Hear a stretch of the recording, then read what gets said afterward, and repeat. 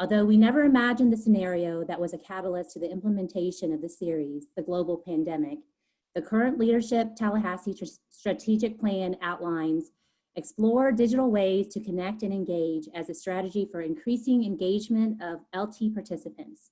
We are proud to offer the series.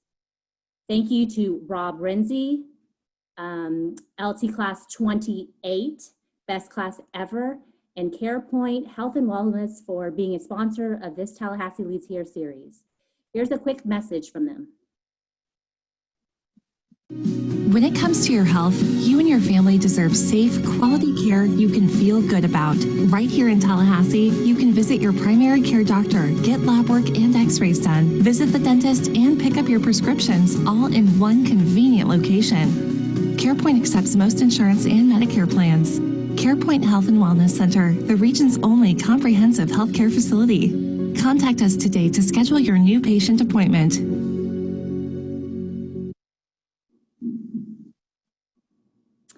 With that, I would like to introduce our speakers for today's training. Kim Kelling with WFSU, but most importantly, Best Class Ever LT 28 and Amazing Big Cheese. Corrie Melton, Tallahassee Chamber of Commerce, Leadership Tallahassee 9, and Marcus Nicolas, Tallahassee Community College, Leadership Tallahassee Class 38. So with that, we'll kick it off with Marcus. Good morning, everyone. And one correction, Leadership Tallahassee Class 37, which is actually the best class ever. I'm sorry, Marcus. That's okay. So we're going to come to you today to talk a little bit about collective impact. Let me share my screen.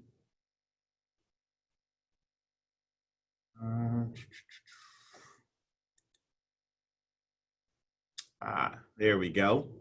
To collective impact, it really is a systems thing. And before we get started, Before we get started, we wanted to gauge the audience, see who's out there right now with us today.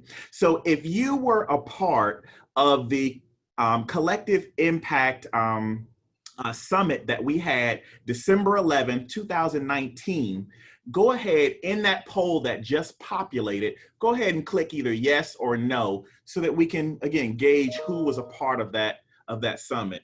And I'll give you a hint. Some of your pictures are on the screen. So if you don't remember if you were there, look on the screen. Maybe that'll jog your memory. So it looks like quite a few were not there. And so that offers a great platform for me to kind of explain a little bit about the LCAN and specifically Aspire. Before we go into it, I wanted to talk a little bit about Jack Hess. Jack Hess was the guest speaker, the keynote speaker that we brought down, and he's from Civic Lab. And his main goal was to introduce the work of the collective impact. And I think he made a profound impact himself when he came. What he did was he was able to help Aspire to lay the foundation or lay the groundwork for the work that we're going to do and the last 2 years that we had done up until that point. Before we get into Aspire, let me talk to you a little bit about an LCAN. So an LCAN is a local college access network. There are 17 LCANs that serve about 82% of Floridians. Our parent organization is the FCAN, which is the Florida College Access Network. The FCAN provides seed grants and data to all of its LCANs. It provides complete autonomy in how we would achieve our larger goal, which is post-secondary attainment. And for the record, I want to make sure that we understand that post-secondary attainment is not relegated only to 4-year degrees. It's apprenticeships, it's certificates, it's diplomas, as well as 2-year degrees. So each one of these LCANs has a very specific charge that they engender themselves. With regards to Aspire, what we've done is, first of all, let me talk about Aspire. So Aspire stands for Accelerating Student Performance into Realms of Excellence. That's what the acronym stands for. Marcus, I'm going to pause you real quick. Can you stop sharing and reshare? And because we're seeing your working slide, if that makes sense, not the viewing slide. So I'm sorry. You did it when we tested it, it was correct. So just stop sharing and then reshare. Okay. It'll make the slide bigger for the attendee. So it's use slideshow view. Let's make sure that this is it. Is that it? Correct. There you go. There Continue. we go. Sorry about that. That's okay. So, this visual really depicts Aspire's mission, this pipeline to prosperity. And so what we understand is that within the pipeline to prosperity, starting at the early learning, moving through K-12 and eventually to talent development, that there can be clogs in that proverbial pipe. And those clogs can appear at any given moment in any given direction. And so what Aspire really wants to do is align and leverage resources to ensure that all students have access and opportunity to see success.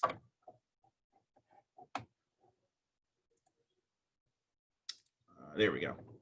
So that's Aspire's mission, but this kind of picture depicts Aspire's functions as one of the gears in the larger Tallahassee clock.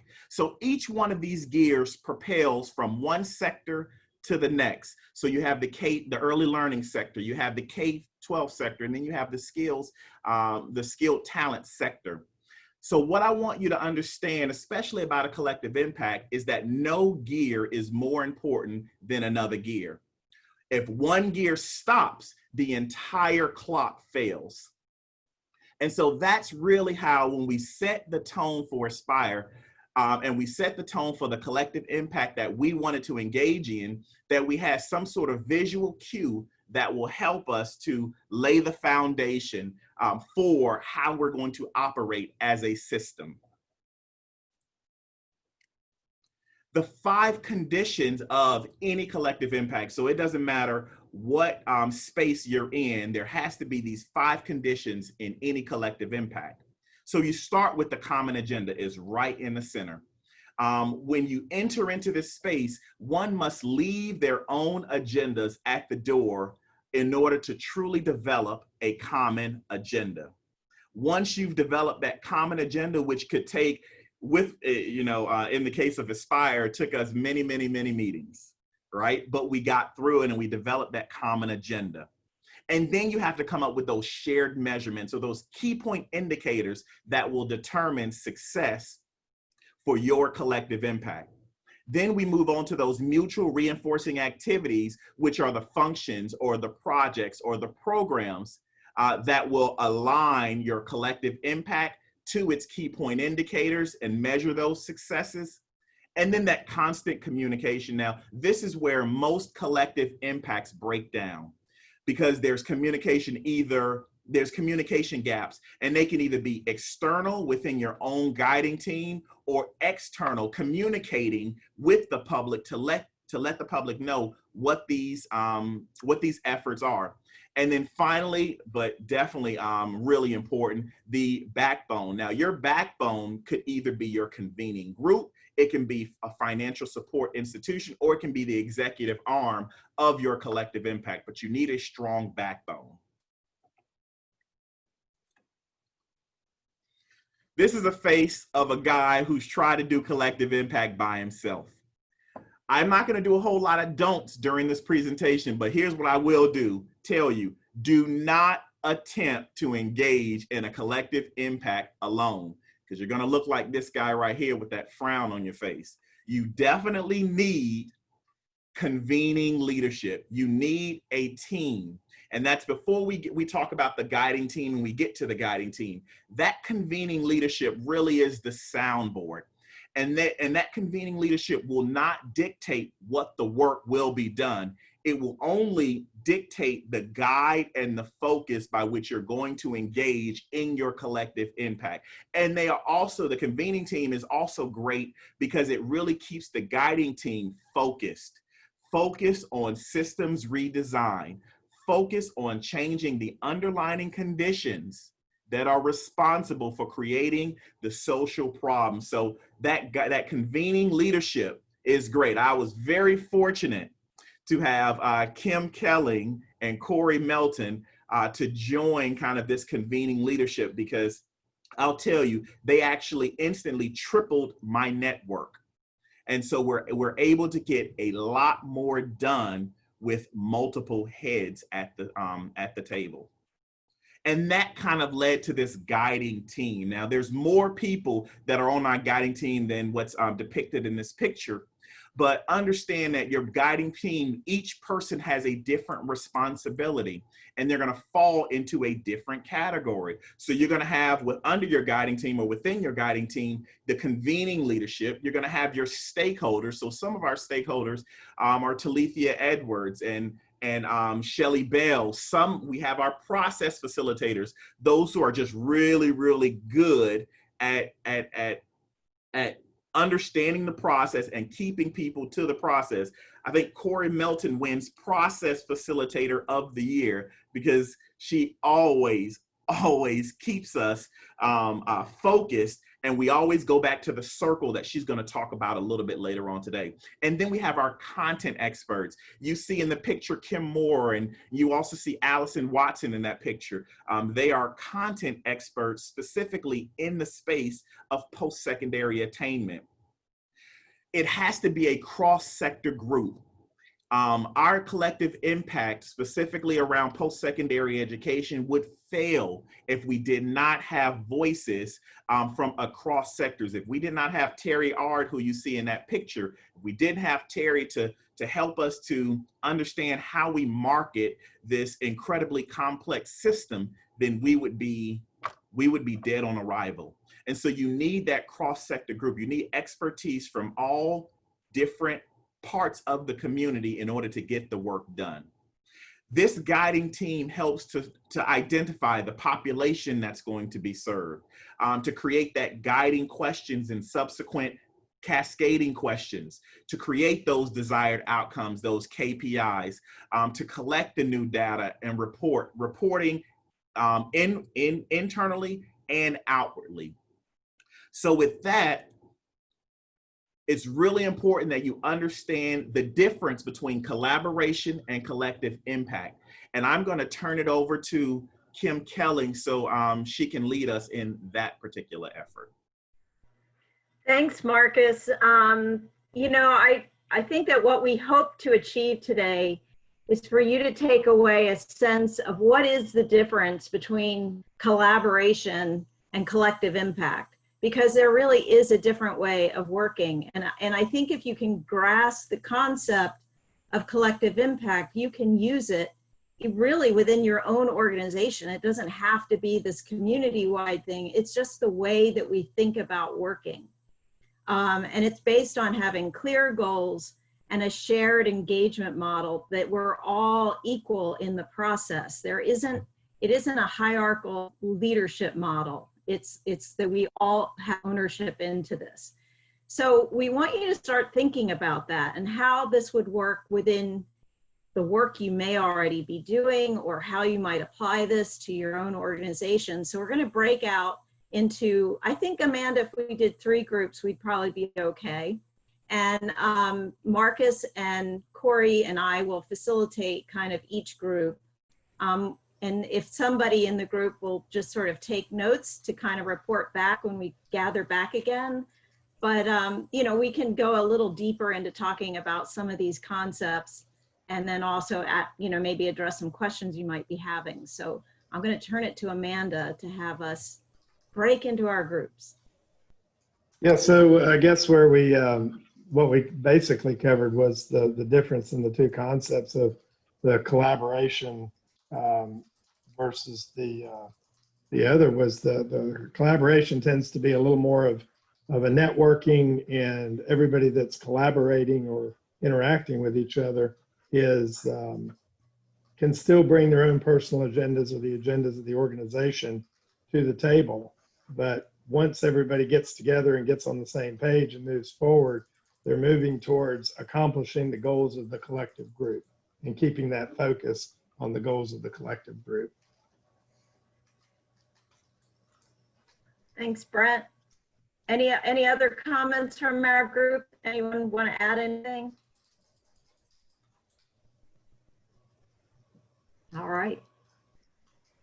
Jessica, would you like to you were wrapping up your talk about the backbone, which I thought was very interesting. Do you want to share a little bit, just a snippet and then for our group? Oh, muted, sorry. So we had a discussion about the importance of the funding source, so a dedicated funding source being necessary to sustain both the backbone organization and to bring agencies to the table and incentivize them to work in a new or different way. We said that collective impact is more intentional and more formal than collaboration. So you might have contracts between the partners, you all have shared outcome metrics and goals. And then we also said that the backbone organization is critical to ensure communication between the partners and also measure and monitor outcome measures. Well done. Thank you. And I will call on John, but I definitely want to hear Ben's follow-up.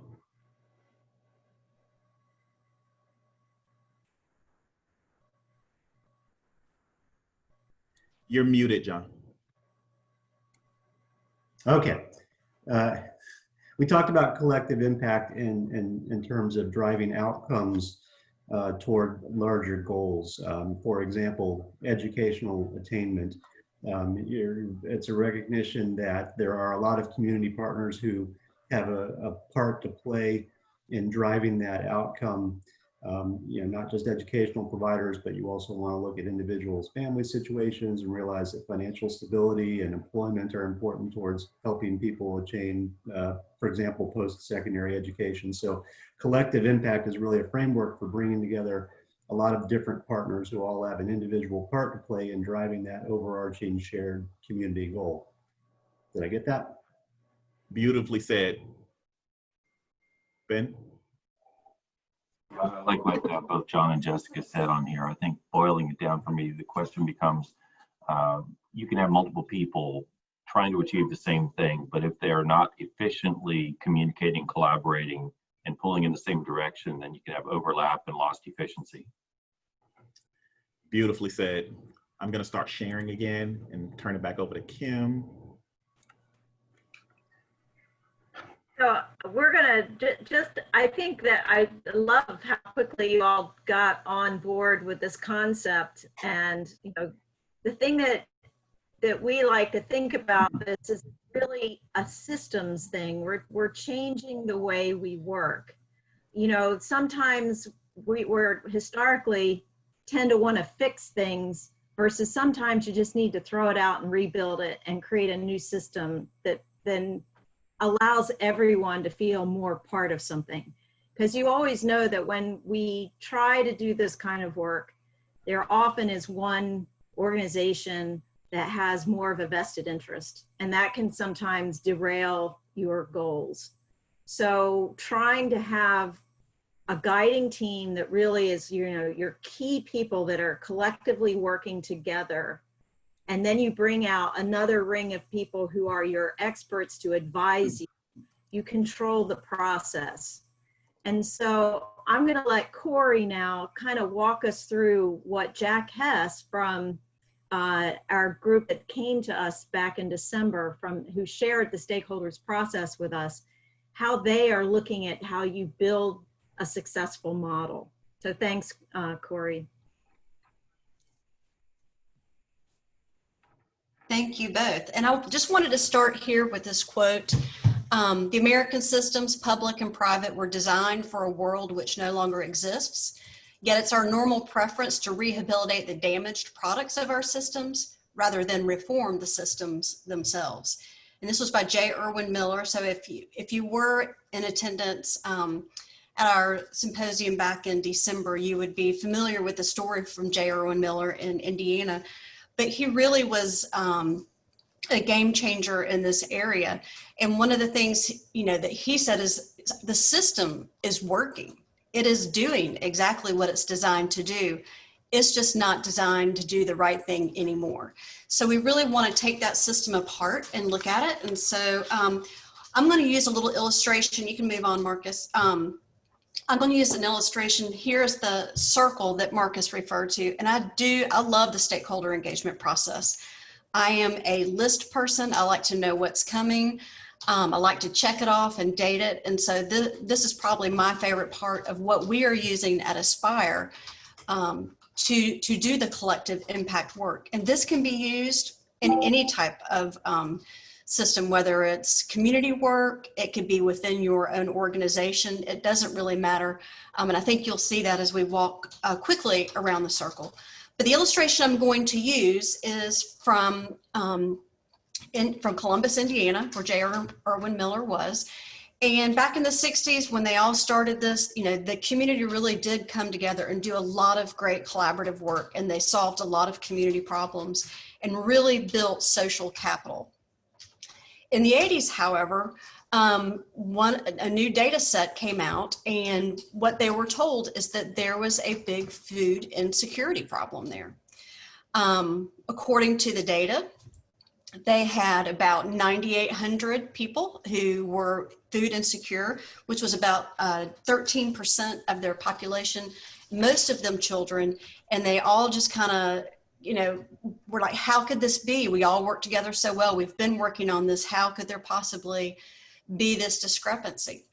So they hired a team who really brought this process to a group that had been working together well for 20 years, but it gave them a new process for doing this. And I'm going to sort of apologize that the image up in your upper right-hand corner is not super clear, but it's also on purpose because the details are not important here. I just want to give you kind of a look. So here's our circle, and you'll notice that it is a circle. It's not a straight line. There's not a beginning and an end, but we start here with the who, as in who should be at the table, who is being affected by this, who is part of the existing system. So in this case, when you look over to the right and you see where they've actually mapped out their stakeholders, they've got the food banks that are in town, they've got the schools, they've got agencies that are all part of this, and then they've specifically named people that are part of this system. So they put it on paper, they look to know who all needs to be part of this group. As we moved around to the why, this section is talking about why is there the food insecurity. The group did some more data research. They mapped out what they have here. They have their food assistance distribution channel. They've mapped it out. But what they discovered when they really looked at the data, surprisingly enough, that there were 1.6 million folks who needed the food, but guess what? They also had 1.6 million meals. So it wasn't that the resources weren't there. It was that the resources weren't getting to the right people at the right time, at the right place. And so there was a relationship problem. So the next step they did, just real quick, they actually mapped it out. And here what you'll see is a map of three things. You'll see the food insecurity here. You see transportation here. And all of the dots are places where the food distribution centers or where they could get the food are there. And if you look at that, there's one glaring problem with this. There is no transportation to many of those dots. So the food is there, they just can't get to it. The other thing they figured out when looking at this why is that guess who hasn't been at the table throughout this whole discussion so far? And that's transportation. So it gave them yet another relationship that needs to be at the table so that they can work on this problem together, because it's a systems thing. It's how these things are working together. So moving around to the what, and as you go around the circle, you click it off, you set the dates. It gives everybody an idea of exactly where you're going from beginning to the next beginning. I'm not going to say to the end. But here in the what section, this same group is now starting to look at what can we create together to dissolve this problem. We're not trying to solve it, to put a Band-Aid on it, because then it's going to come back. But what can we do to dissolve it? And you can see in the outcomes map in the corner that there are short-term, intermediate term, as well as long-term outcomes, not programs. We're looking for outcomes here to measure. And we've all kind of back in the Y section decided as a group what we're going to use to measure these so that we do know when we're making a difference. And some examples of some of the outcomes that they did were everything from brochures outlining where the food was, to setting up new distribution points, to changing the transportation line. So it really does, they co-create that together, they focus, and then they start looking at what we're looking at now in the how section. How are we doing? How can we do it better? And what do we need to be doing as we start back around this circle to accomplish what we're talking about? So it gave them a real framework for accomplishing the work. And what I love about it, beyond many things, is that this circle makes it easy to pull people back into where we are in the process and not jump from the who to the how. So often we say, here's our issue and let's do this project. And it's so hard to stop it because a lot of times they are such great ideas, but if you'll pull it back in and really look at these pieces and parts, you will see and you feel how it lines up, and then you can see internally and externally the progression. So I think this is a fabulous program. They have used it not only in Indiana, but all over. This is kind of what Jack and his group really came to teach the FCAN groups, or all of the individual LCANs, how to use this process in accomplishing the work. But you can see that it doesn't matter what work you're trying to accomplish. It could be, like I said, inside of your own organization or part of a bigger group. I'll send it back to Kim.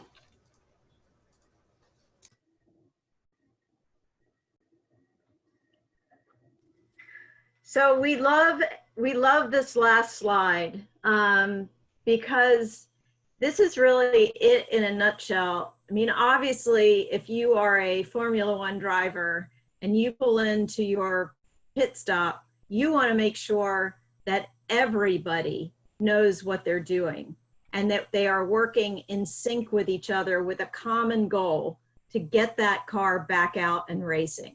So everyone's working really well together. And so this is what you should have in mind when you're thinking of building some sort of collective impact.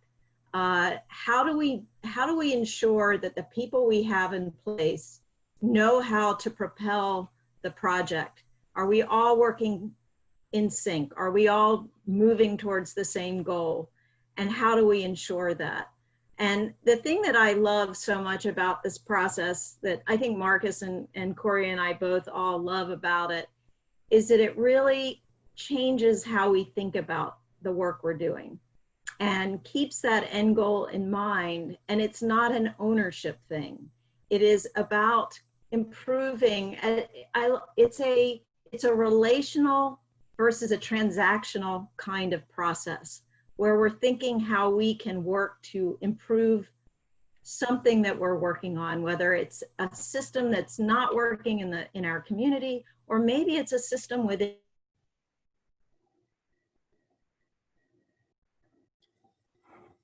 I think Kim froze.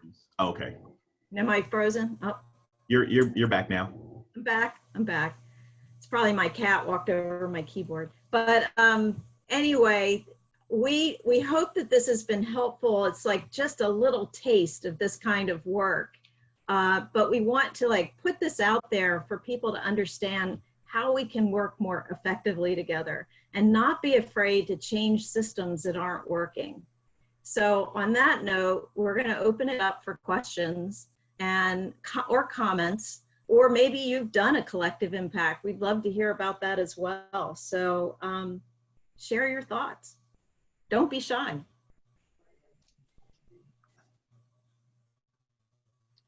This is Sue Evers. I'm just really excited about this because it is such a data-driven, systemic way of addressing the real issue. It's not sugarcoating anything, but it's getting down into the real causes and conditions, and having all the stakeholders who have a concern about it or a vested interest in it, however big or small, bringing them to the table. And last comment, I was thinking about, I struggle with our national discourse and our political discourse, and I've thought, how can we bring all these disparate groups to the table? Whoever wins, there's going to be really unhappy people, and how do you bring them together so that we solve the issues that have been harmful in our country and wounded people that have been harmed and for decades, for centuries? How do we solve that? And I'm just real excited about that, because I love this. This could, I don't know how the political will would be to do it, but I can see this being effective. I have a comment to follow up on Sue's. How can we do more of this? How can we get, this is a group, Leadership Tallahassee, and maybe Leadership Tallahassee isn't the place, but I feel like it is, because it's a lot of smart people in my squares on my computer right now.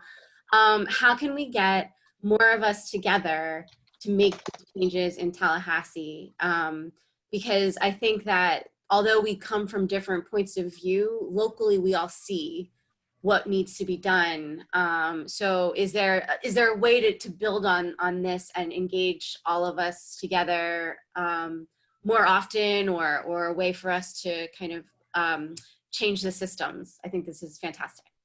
That's a great question, Roxanne. And go back to the clock visual depiction, right? So there are various networks right now that's working. It's really now about aligning all of these networks and understanding that no one network is more important, or no one collective is more important than the other, that each propels the other so that the entire Tallahassee clock works. So it's a great point, and I would love to see that.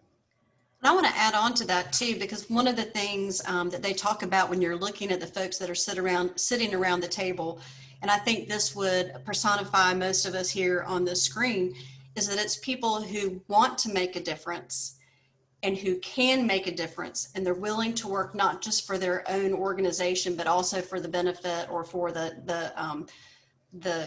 common agenda. But I think that, a lot of times it is the people who can influence work that are super important. And I think we have that here.